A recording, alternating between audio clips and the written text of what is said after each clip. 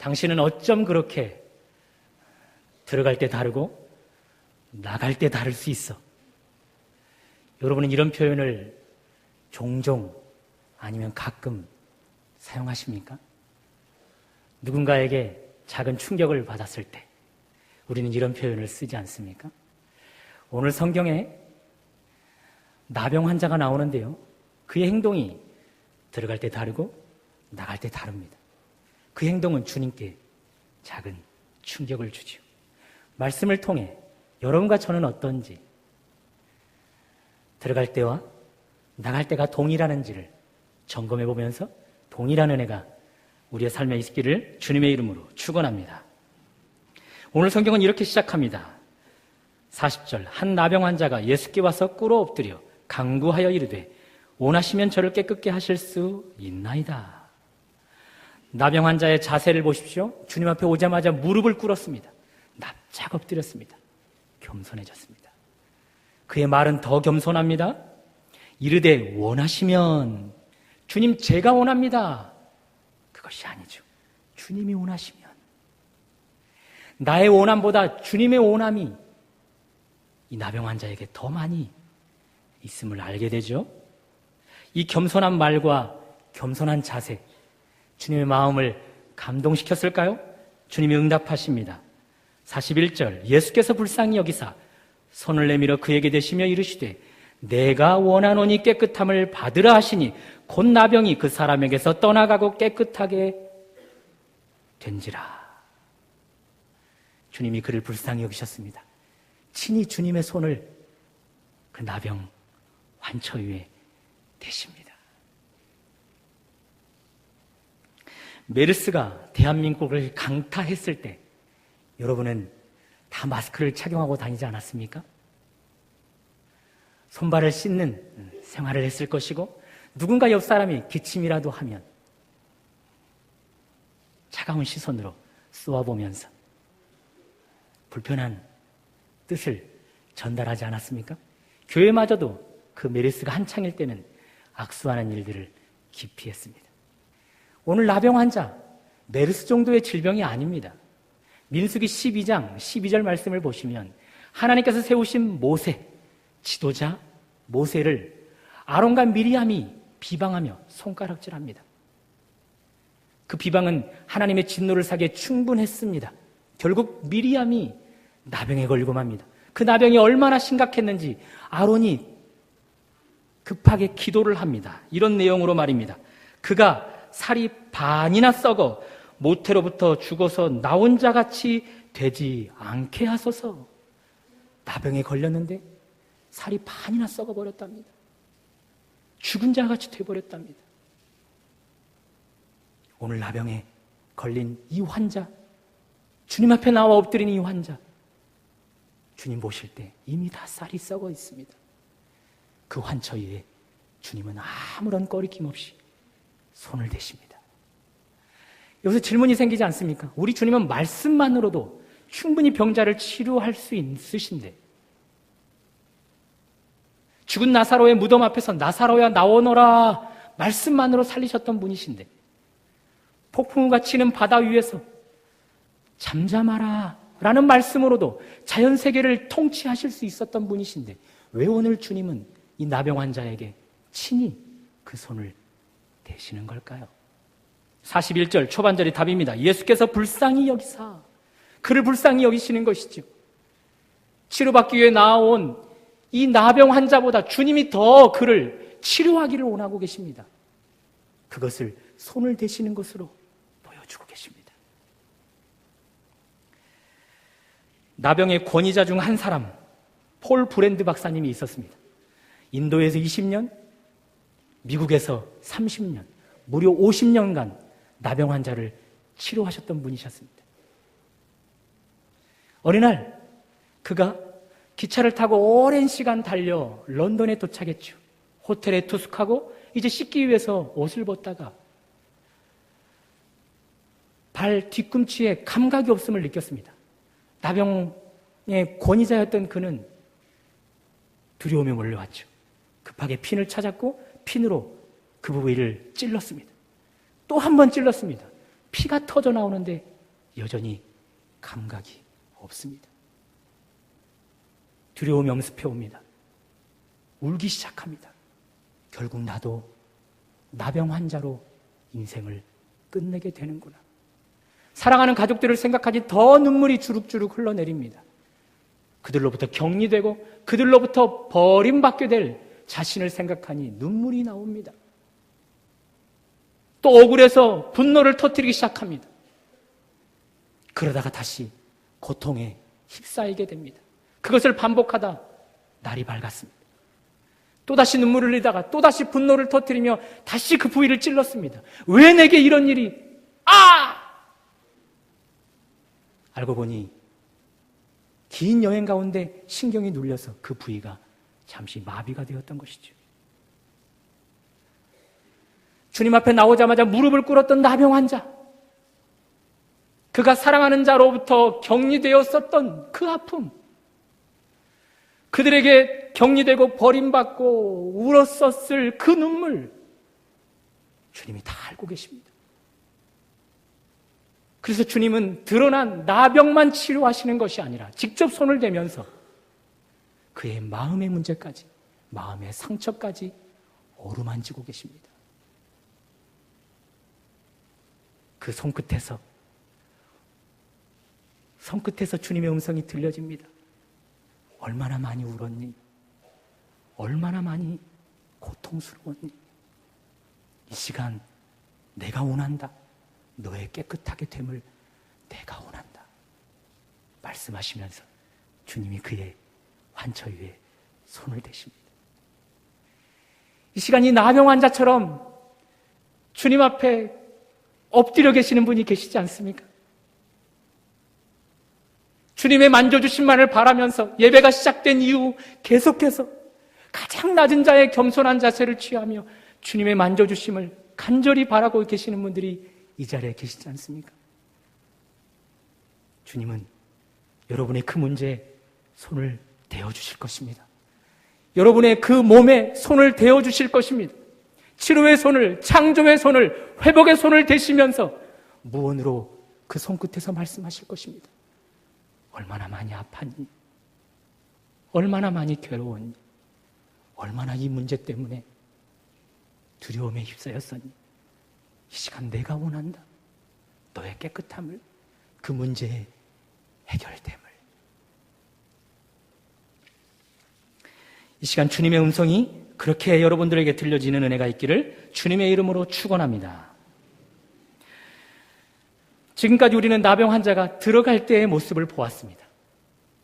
들어갈 때 그는 주님 앞에서 납작 엎드렸습니다.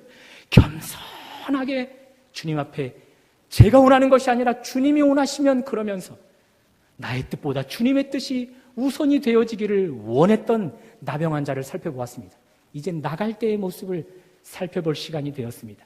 주님은 그를 깨끗하게 한 뒤 돌려보내시면서 말씀하십니다. 43절 곧 보내시며 엄히 경고하사 44절 이르시되 삼가 아무에게 아무 말도 하지 말고 가서 내 몸을 제사장에게 보이고 내가 깨끗하게 되었으니 모세가 명한 것을 드려 그들에게 입증하라.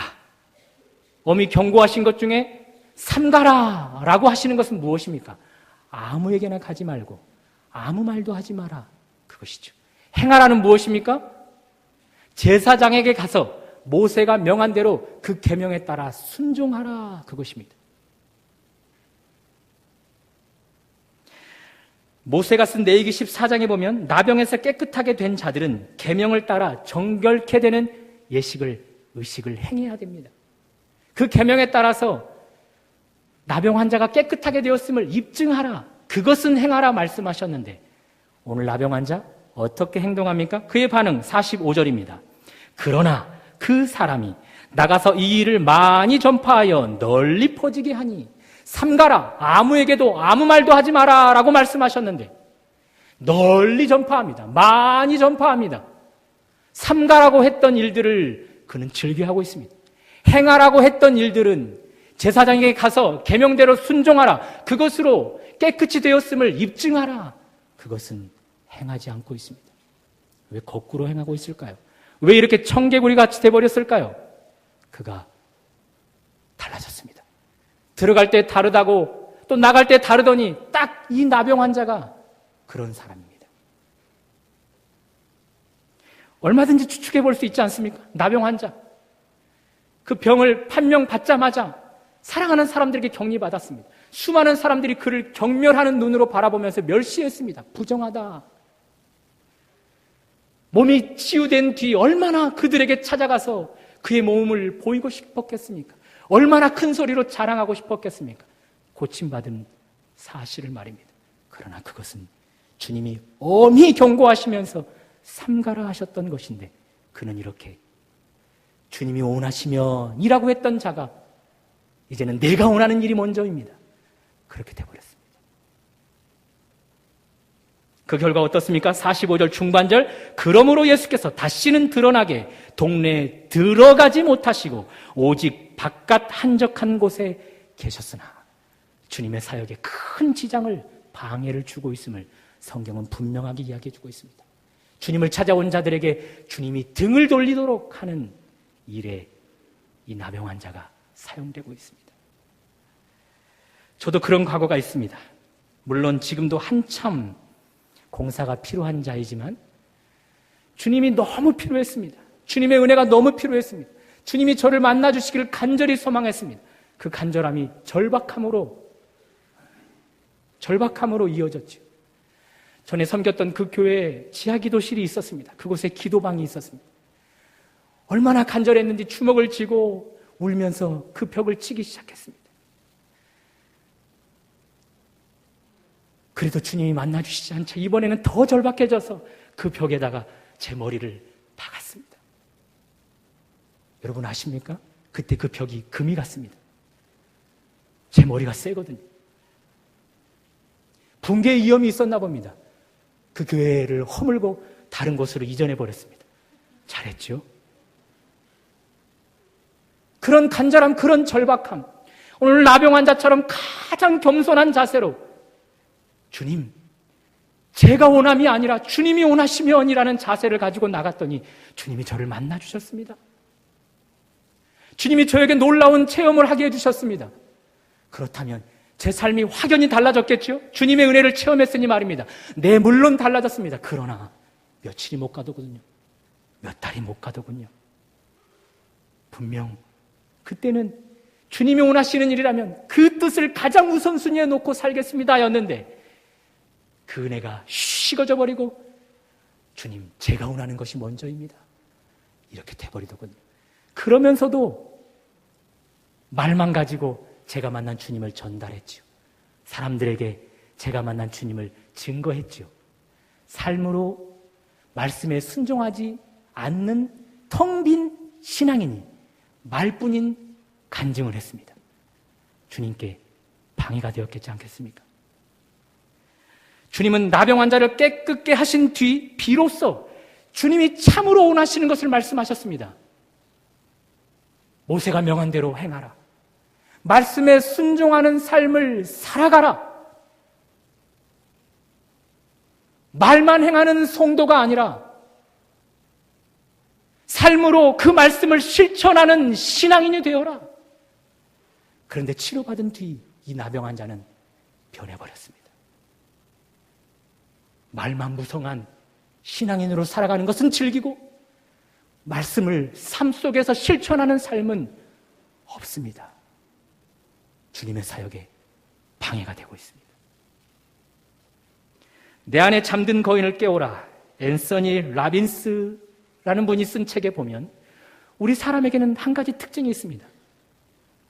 바라보는 것에만 집중을 하고 집중한 것만 생각하게 됩니다.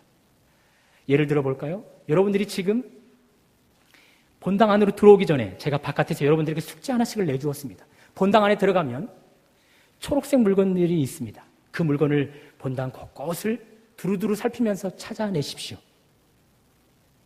그렇게 제가 숙제를 내고 여러분들은 들어오셔서 본당 곳곳을 살피면서 초록색 물건을 찾기 시작했습니다. 다 그 물건들을 찾았을 때쯤 제가 묻습니다. 초록색 물건이 무엇인지 대답하려고 하는 여러분들에게 초록색 물건 말고 갈색 물건은 무엇이었습니까? 이렇게 물으면 대부분의 사람들은 초록색 물건에만 집중되어 있었기 때문에 갈색 물건은 하나도 기억하지 못합니다. 오늘 나병 환자 치유받았습니다. 널리 전파하였습니다. 말뿐인 간증인으로 널리 많이 전파하였습니다. 내가 주님께 엎드렸더니 주님이 친히 나에게 손을 얹어 나의 병을 치료하여 주셨다. 그래서 이렇게 내가 깨끗하게 되었다. 이 나병 환자, 치료된 나병 환자에게 들은 사람들은 무엇이 각인될까요? 치료입니다. 나병 환자를 치료하셨던 주님이라면 내 병도, 내 연약함도, 나의 정신적인 부분도, 나의 귀신됨도 치료하실 수 있겠지. 오직 치료, 오직 기적, 그것만이 각인된 채 주님 앞에 나올 수밖에 없지요. 정작 주님이 그토록 바라셨던 나병 환자를 치료하신 뒤 말뿐인 신앙인이 아니라 삶 속에서 말씀을 지켜가는 신앙인이 되기를 원하는, 그것에는 전혀 관심을 두지 않는 수많은 사람들이 주님 앞에 나오는 것이죠. 문제는 무엇입니까? 그들에게 주님은 등을 돌려버리십니다. 외면해버리십니다. 그렇다면 나병 환자가 반대로 행했다면 어땠을까요?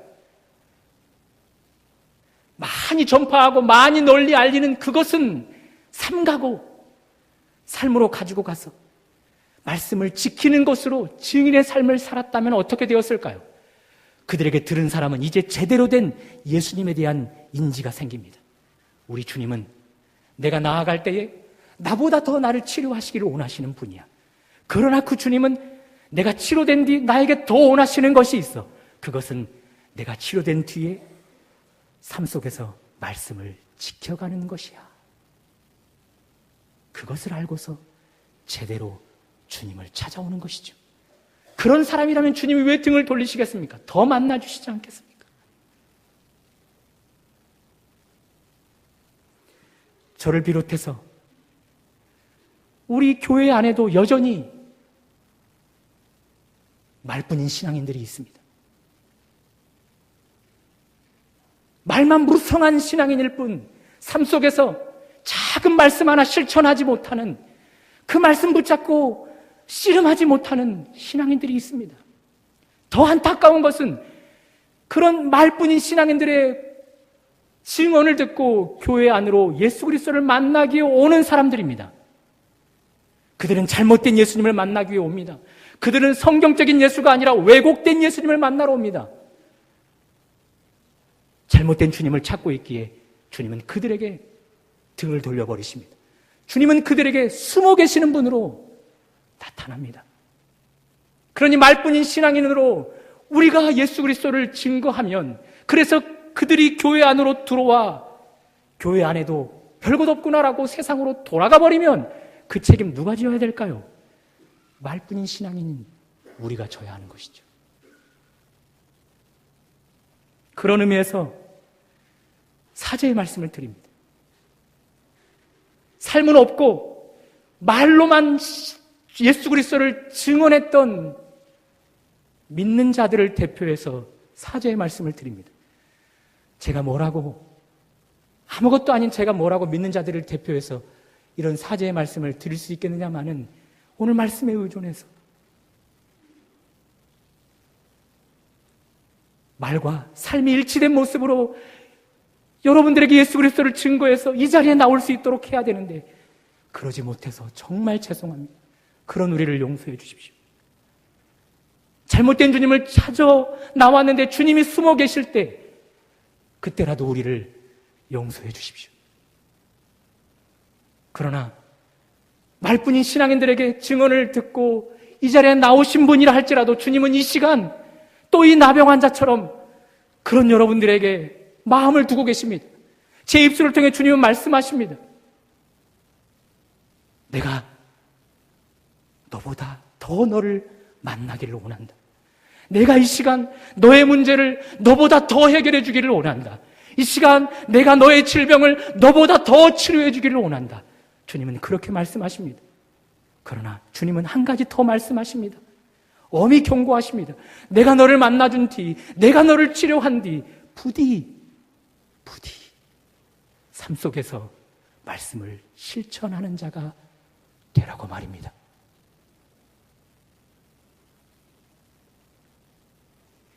믿는 자들로 살아가지만 말뿐인 신앙인으로 이 자리에 앉아 계시는 여러분, 말씀을 듣고 깨달음이 있다면 들어갈 때 다르고 나갈 때 다른 것이 아니라 이제는 동일한 삶의 은혜가 있기를 주님의 이름으로 축원합니다.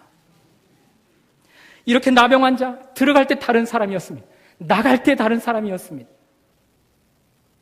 그럼에도 불구하고 주님은 그에게 엄히 경고하시면서 모세의 율법을, 하나님 말씀을 삶으로 가져가기를 원하시고 계십니다. 왜 이렇게 주님은 치료된 뒤에 이 나병 환자에게 하나님 말씀을 가지고 가는 것을 이렇게 엄히 경고하시면서 강조하시는 걸까요? 우리는 이제 이 질문에 답을 해봐야 될 시간이 되었습니다. 제가 앞에서 말씀드렸습니다. 주님을 만난 한 번의 은혜는 곧 바닥이 나버렸습니다. 그런 제가 어떻게 목회자의 길을 가고 어떻게 이렇게 말씀을 증거하는 사역자가 될 수 있었을까요? 말씀을 배우면서부터였습니다. 성경 66권을 성경만 가르치는 전문 학교에서 성경을 한 권 배워가면서 깨달았습니다. 히브리서에 있는 말씀처럼 하나님의 말씀은 살아있구나. 운동력이 있구나. 좌우의 날이 선 검처럼 예리하구나. 내 이 강팍한 심령과 혼과 골수를 쪼개기까지 하는 말씀이구나. 그 말씀 앞에 거꾸로져 그때야 비로소 깨달았습니다. 내 안에 얼마나 더럽고 추한 것들이 있는지. 말씀의 거울 앞에 비춰보니 정말 제 인생이, 죄송합니다, 밥맛이 없는 인생이었습니다. 식사 자리에서 식사를 하려 하는데 미식거려서 도저히 밥을 먹을 수 없을 정도로 제 안에 더러움이, 추함이 말씀의 거울 앞에 그대로 다 드러나게 되었습니다.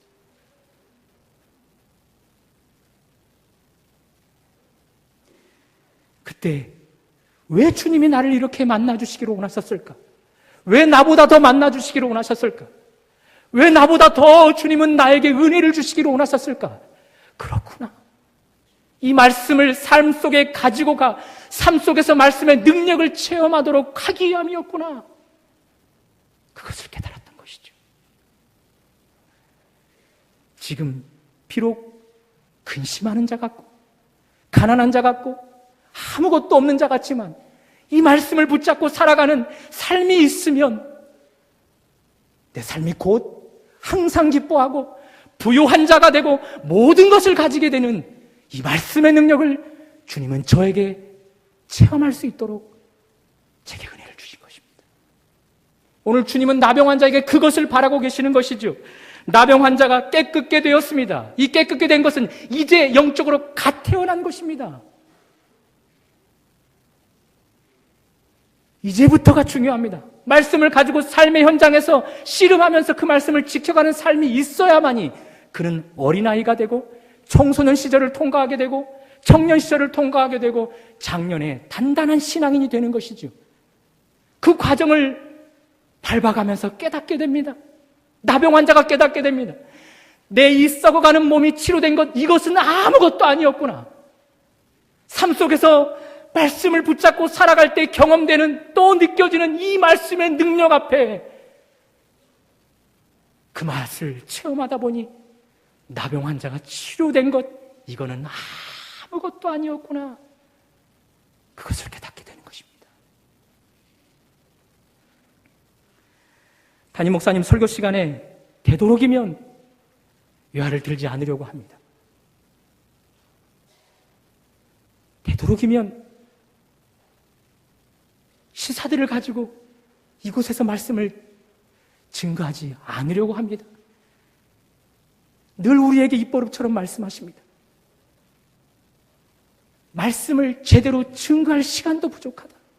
목사님은 알고 계시는 것이죠. 말씀의 능력을 말입니다. 사람을 변화시키고 사람을 뒤집어 놓는 것, 오직 하나님의 말씀임을 알고 계십니다. 재미있는 이야기거리가 아니라, 재미있는 세상적인 이야기거리가 아니라, 프로그램들이 사람을 변화시키고 녹이는 것이 아니라 하나님의 말씀임을 알고 계시는 것이죠. 그러면 저는 왜 이렇게 오늘 예화를 많이 사용해서 여러분들에게 말씀을 증거하는 것일까요? 지금 딱 3분이 졸고 계시기 때문에 그분들을 깨워서 이 말씀의 능력 앞에 서게 하려는 것입니다. 사랑하는 여러분, 오늘 본문의 나병 환자, 살이 썩어 들어가는 이 나병 환자, 그는 곧 과거의 우리 모습이었습니다. 영적으로 죄 가운데 심각한 나병에 걸린 여러분과 저였습니다. 그런 우리를 향해 우리 주님은 아버지 하나님께 기도했습니다. 아버지요, 내가 저들에게 가서 저들의 이 영적인 죄를 대신 짊어지는 속죄의 제물이 되게 해주십시오. 제가 저들에게 가서 직접 저들의 나병 위에 손을 얹고 저들의 영적인 질병을 치료하는 자가 되게 해주십시오. 그래서 주님이 우리 가운데 오셨습니다.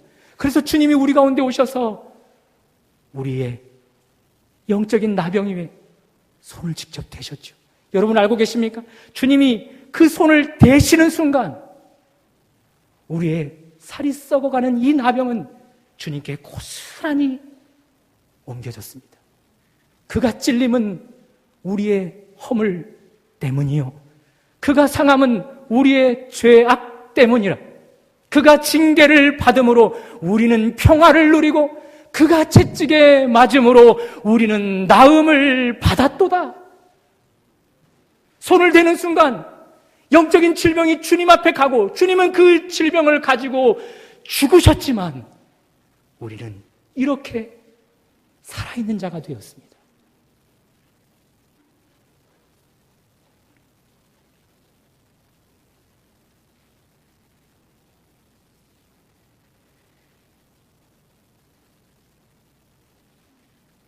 이 과거 우리가 경험한 이 사실만으로도 이제 우리는 주님이 엄히 경고하시는 음성을 들어야 될 때가 되었습니다. 말만 무성한 신앙인 이제 그만두어라. 삶 속으로 작은 계명 하나라도 지키기 위해서 몸부림치는 정말 성도다운 성도가 되어라. 말만 무성한 채 행함은 전혀 없는 성도가 되어서 들어갈 때 다르고 나갈 때 다른 이런 충격을 나에게 더 이상 주지 말라. 주님은 말씀하고 계십니다. 이 음성에 우리가 귀를 기울여 이제 오늘 말씀을 붙잡고 삶의 현장으로 나아가면 이제 우리 교회는 곧 변하게 될 것입니다. 더 이상 구경꾼들이 몰려드는 교회가 되지 않을 것입니다. 이 교회는 어떤가? 좋은 교회인가? 나쁜 교회인가? 찾기 위해 오는 사람들이 아니라 좋은 교회임을 알고 마음껏 이 교회 안에서 신앙생활을 할 수 있기 위해서 오는 자들로 북적거릴 것입니다. 신천지 이단들이 결코 자리를 잡고 설 수 없는 그런 예배당이 될 것입니다. 여러분 알고 계십니까? 작년에 벌써 2명이나 신천지가 되는 신천지 이단들이 들어와서 이 성도 저 성도를 찔러보았답니다.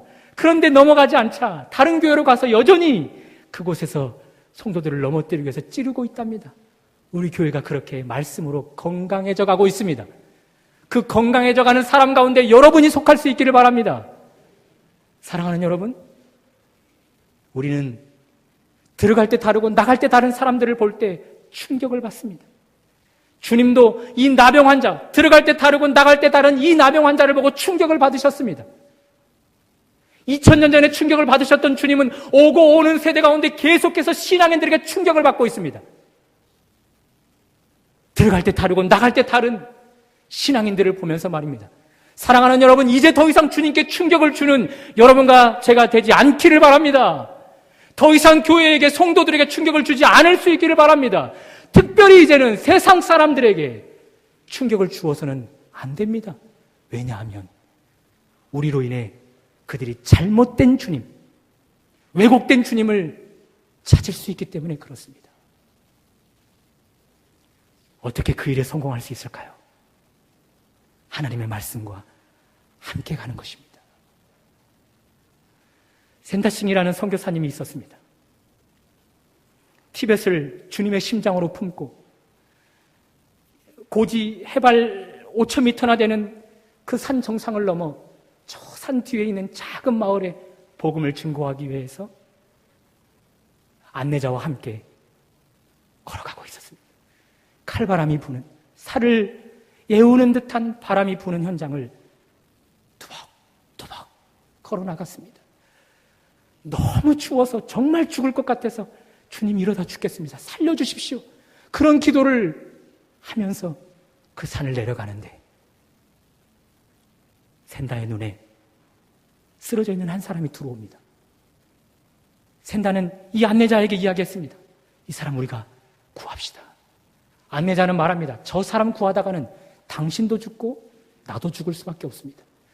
티격태격 옥신강신 이야기하다가 결국 그 안내자는 자기만 살겠다고 가버렸습니다. 샌다는 그 쓰러져 있는 사람에게 가서 그를 등에 업었습니다. 등에 업고 그가 덮고 있던 담요를 그 사람 등에 감싸고 하나의 몸으로 꼭 메었습니다. 그렇게 힘들게 살이 애우는 그 추운 날씨를 통과해서 드디어 저 앞에 동네가 보이는 그 앞에 섰습니다. 문제는 또 쓰러져 있는 사람이 발견되었습니다. 가서 확인을 해봤더니 벌써 싸늘한 시신이 되어 있었습니다. 알고 봤더니 그 사람은 나 혼자 살겠다고 앞서갔던 그 안내자였습니다. 동네를 코앞에 놓고 몇 발자국만 더 움직였으면 살 수 있었을 텐데 혼자 살겠다라는 그 목적대로 갔다가 동네 코앞에서 동사가 되고 말았습니다. 그때 샌다는 깨달았습니다. 이 사람을 내가 구하기 위해서 등에 업었더니 그 사람과 내 몸을 일치시켰더니 그 사람의 체온과 내 체온이 서로 전달되어서 동사가 되지 않을 수 있었구나. 사랑하는 여러분, 여러분과 제가 걸어가는 이 길 칼바람이 부는 곳입니다. 살을 애우는 이런 바람이 부는 곳 혼자서는 결코 통과할 수 없습니다. 폭풍우가 몰아치고 캄캄한 칠흑 같은 터널을 우리 혼자 힘으로는 통과할 수 없습니다. 누구와 함께 가야겠습니까? 말씀이 육신이 되어 이 땅에 오신 예수 그리스도이십니다. 말씀이신 주님과 함께 가면 살을 내우는 듯한 이 세상을 우리는 통과해 갈 수 있습니다. 말씀이 육신이 되신 그 주님과 함께라면 그 주님과 내 삶이 일치가 되어지면 그 말씀의 따뜻한 하늘의 온기가 나에게 전달되어져서 그 어떤 추위도 통과할 수 있게 되는 것이죠. 분명히 말씀드리지만 그 주님과 함께라면 천국 문 앞에서 결코 동사를 당하는 일이 없음을 믿으시기 바랍니다. 다 천국까지 안전하게 입성하실 수 있음을 믿으시기 바랍니다. 바라기는 들어갈 때 다르고 나갈 때 다른 사람들을 볼 때마다 충격을 받고 있는 여러분, 이제는 더 이상 들어갈 때 다르고 나갈 때 다른 것으로 주님께 충격을 주지 않을 수 있기를 바랍니다. 말씀을 내 삶으로 가지고 가서 들어갈 때는 세상을 향했지만 이제 나갈 때는 거룩을 향해, 주님을 향해 확연히 달라진 모습을 보여줄 수 있는 여러분과 제가 되기를 주님의 이름으로 축원합니다. 하나님, 오늘도 주의 말씀을 우리에게 들려주시니 감사합니다. 그 음성에 따라 우리가 순종하게 하여 주옵소서. 은혜 받은 자답게 삶으로 주의 말씀을 가지고 가게 하여 주옵소서. 말씀이 육신이 되신 주님과 함께 걸어가는 인생이 되게 하여 주옵소서. 예수님 이름으로 기도드립니다.